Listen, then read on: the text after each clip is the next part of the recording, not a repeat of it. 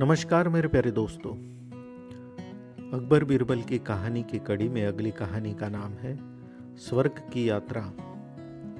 एक बार की बात है, राजा अकबर अपने दरबार में बैठकर कुछ विचार कर रहे थे।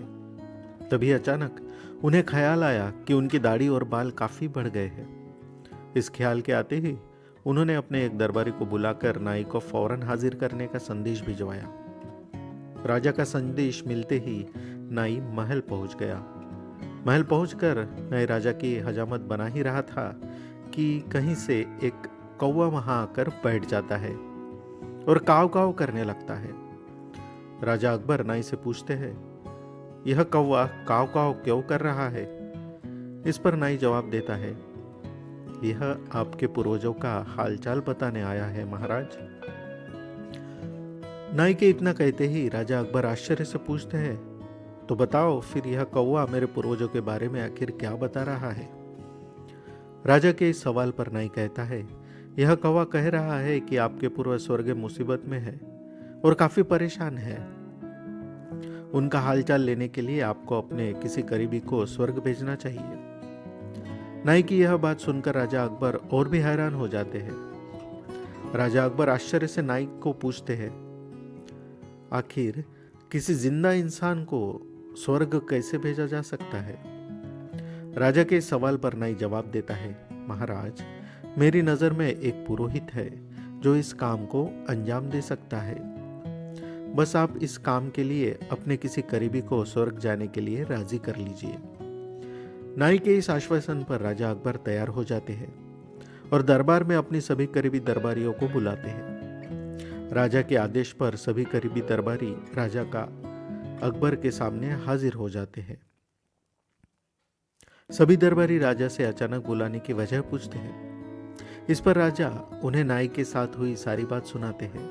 राजा की बात सुनकर सभी दरबारी एक मत से बीरबल का नाम आगे करते हैं।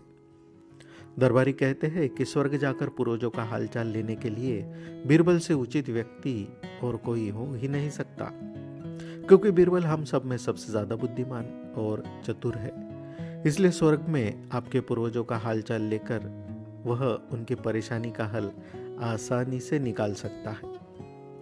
राजा अकबर दरबारियों की इस सलाह को मानते हुए बीरबल को स्वर्ग भेजने की तैयारी कर लेते हैं। इस बात का पता चलते ही बीरबल शहंशाह अकबर से पुरोहित को बुलाकर स्वर्ग भेजने की विधि के बारे में पूछते हैं।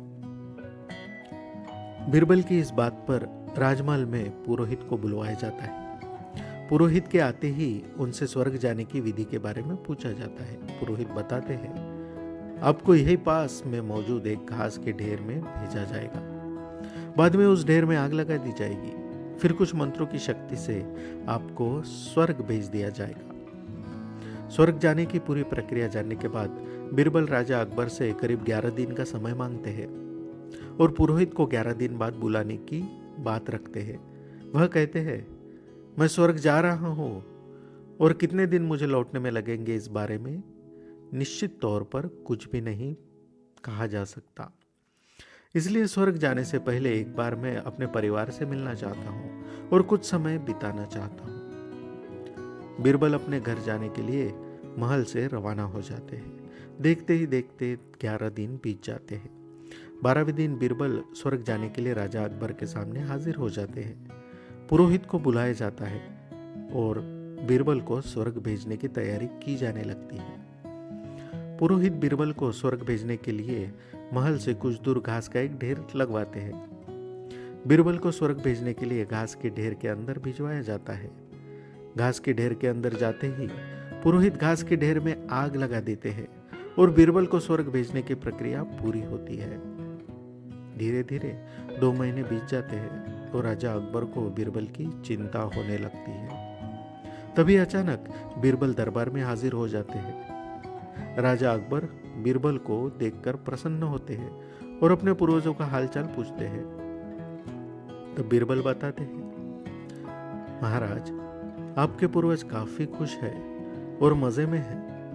उन्हें बस एक ही तकलीफ है कि उनकी दाढ़ी और बाल काफी बड़े हो गए हैं, जिन्हें काटने वाला स्वर्ग में कोई नहीं है।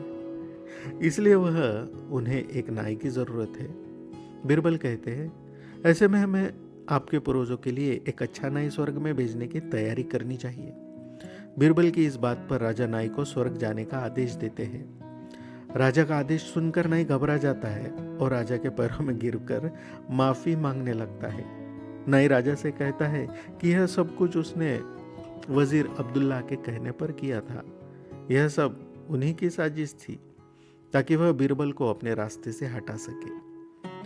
अब राजा अकबर के सामने सारी सच्चाई आ चुकी थी। ये सब जानने के बाद राजा अकबर ने वजीर अब्दुल्ला और उनके साथियों को दंड देने का आदेश दिया। अंत में राजा अकबर बीरबल से पूछते हैं, तुम्हें इस सच्चाई का पता कैसे चला और तुम घास के ढेर में आग लगाने के बाद कैसे बच गए? तब बीरबल जवाब देते हैं, आग के ढेर में जाने की बात सुनकर मुझे इस साजिश का अंदाजा हो गया था। इसी वजह से मैंने 11 दिन का समय मांगा था महाराज। उन 11 दिनों में मैंने उस घास के ढेर वाले स्थान के नीचे से अपने घर तक का सुरंग बनवा दी थी। उस सुरंग के नीचे ही मैं वह से बचकर निकल पाया। बीरबल की पूरी बात सुनकर राजा बहुत प्रसन्न हुए और बोले, वाह बीरबल वाह, यह काम केवल तुम ही कर सकते थे। तो दोस्तों, बीरबल की स्वर्ग यात्रा की कहानी से सीख मिलती है कि सूझबूझ से बड़ी परेशानी का हल आसानी से निकाला जा सकता है। आप अपने महत्वपूर्ण सुझाव और इस कहानी के बारे में कमेंट में ज़रूर लिख के भेजिएगा।